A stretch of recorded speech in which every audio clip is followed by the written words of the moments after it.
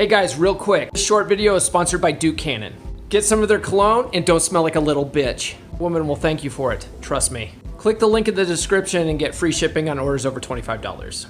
So after having talked with you this whole time, finding out that you sort of got divorced because your husband stepped out, and how did you get into a niche where you talk about being about appreciating men and men being used and stuff like that? It's like the reverse. Yeah, because of what you would expect. Yeah, I mean, even my channel, you know, like I end up talking about divorce and I'm very anti-alimony and everything like that because of stuff that happened to me. And I feel it's like you're almost like the complete opposite. Like this shitty thing happened to you, but you're like, hey, not all men are bad. In fact, some men are abused. And it's like, what? I would have. That's just so weird. Like, how did you get into that? Like, what made you do that niche?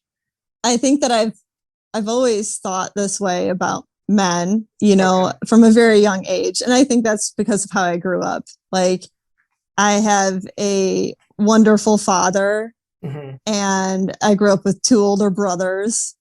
So, and all three of them are amazing men. And so I think that's probably, I mean, thinking back, because I've had this question a lot, that's probably really my base feelings and where that comes from. Okay. And even though, you know, like life experience has given me a little bit of negativity, I just think with a positive mindset. And I know that not everybody is the same. Just because you live through one experience I wouldn't let it change my entire life and my entire perspective on an entire gender. And then I think I got sick of when I was thrown into the dating pool, there was some behaviors that I didn't agree with that I was getting from men, but I still refused to believe that was how everyone acted. And then I ran into some really positive experiences with good men.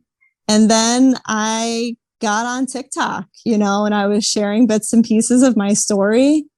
And you know, TikTok knows your gender, right? Like when you first log on, and being a woman, I think I was just seeing all of these women TikTokers just bashing men and complaining about men.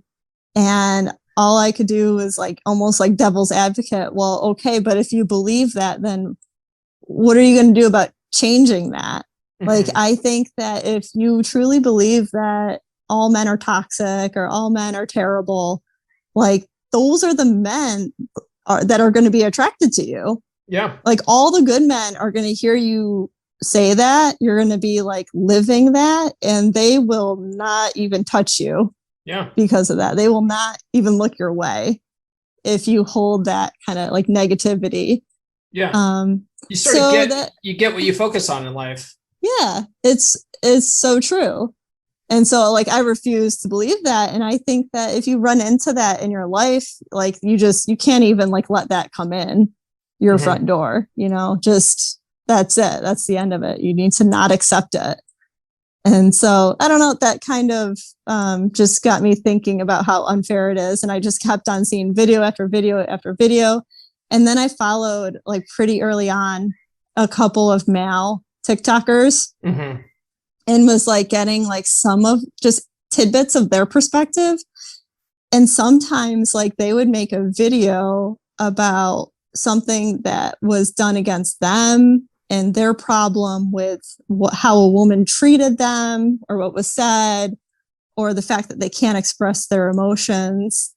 And the comments section was sometimes scary. And I couldn't believe some of the things that were being said to them. Those are things that you wouldn't even say to just another human that you're being decent to. Right. So that kind of just encouraged me to start saying my perspective, you know, through a few videos here and there. Got it. Okay.